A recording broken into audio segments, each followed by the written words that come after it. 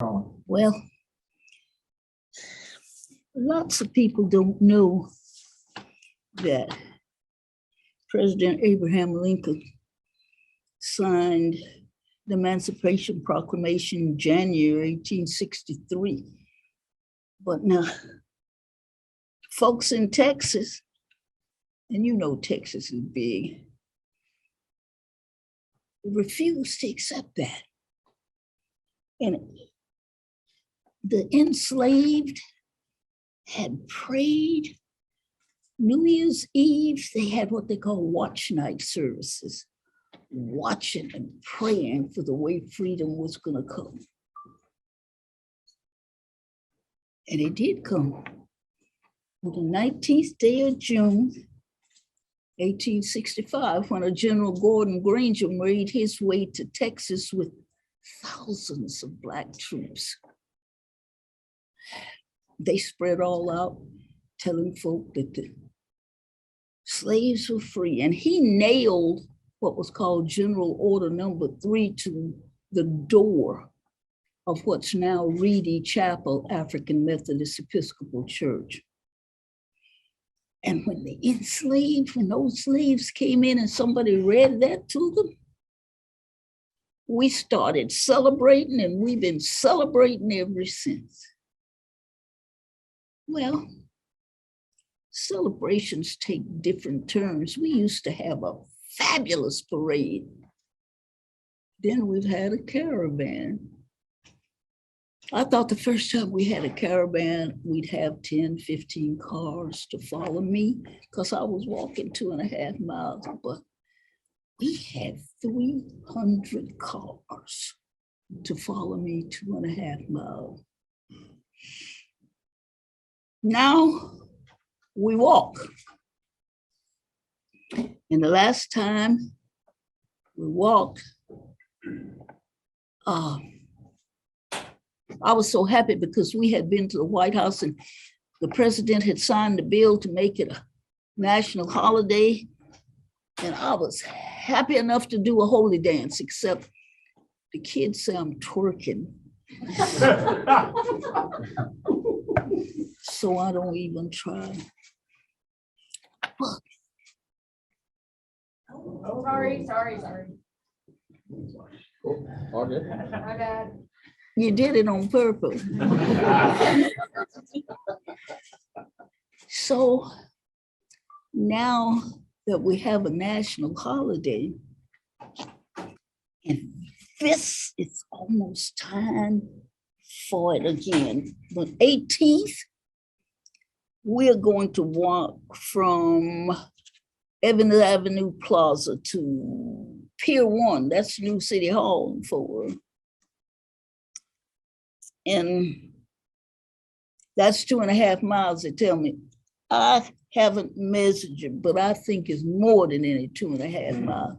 But I'm gonna walk it. And so if we start at 10 o'clock, in California, they're gonna start at 8, in Philadelphia and Atlanta at 11, and it's gonna be simulcast. Is that the word? Simulcast. And people all over the United States can see it. How about that for togetherness and unity and freedom? Now, if you can't get with those groups, hey, you can walk around the school track for 2.5 miles. Or on your treadmill at home. But join it. Let's get around to doing something about freedom. I don't know whether you know it, but I know that we aren't free till we are all free, and we're not all free yet. I know you know about sex slavery. We need to do something about it.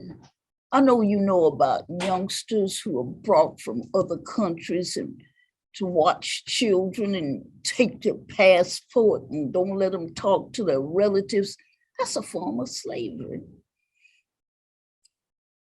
But there are so many other things that we could do something about if we would each make ourselves a committee of one can't wait on the government and the city and the somebody else. It's our responsibility.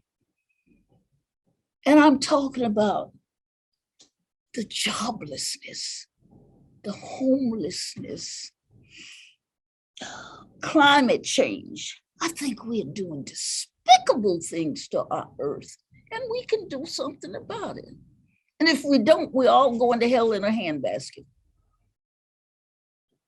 There's health care. Some of us can get it and others can't. So please, make yourself a committee of one to do something about these things. Make yourself a committee of one to change somebody's mind. You know somebody who's not on the same page you are on. Change their minds. If people can be taught to hate, they can be taught to love, and we can do that. Thank you, ma'am. Are we okay if they have some questions for you? If you say so. Yeah, all right. Anybody have any questions for Ms. Opal Lee? Any questions? Do you feel like speaking about Juneteenth? I'm right here. How you doing, ma'am? Okay, fella. How are you? Real good. Awesome. Do you feel like this is your life's purpose, what you're doing? Oh, honey, I got so many life purposes. It's not even funny. This may be one of them. I met a Dr. Ronald Myers, who was a medical doctor. He was a minister and a jazz musician all rolled into one. I think a little of him rubbed off on me because he was adamant about Juneteenth becoming a national holiday. And so we did some of everything but stand on our heads to make that happen. And when we got 1,500,000 signatures and took them to Congress, and we were prepared to take that many more when we got the call to go to the White House and they were going to sign this into law. I've already told you that I don't want to do a whole lot. I ain't gonna tell you nothing. But there are other things, and I think education is one of them. I just think people ought to be given the truth in our books. We can't erase history. It actually happened. We need to learn from it so it doesn't happen again. And it can happen again. So I got more than one of those. What did you ask me? Your life's purpose. Okay, one of life purposes. I got lots of them. Thank you. Can you describe the moment you were standing in the White House and President Biden signed the bill? How did you feel? I was humble. Ooh. I thought I'd never live to see it. To be 95 years old and actually go to the White House and see the president and the vice president and all those people from the legend. I was awed. And sometimes I still pinch myself to be sure it really happened. Anybody else? Any questions?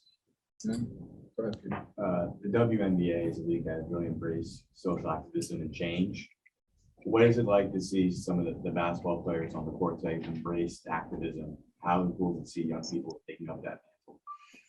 Well, I just think those young people, just like I've said, make themselves a committee of one to change somebody's mind.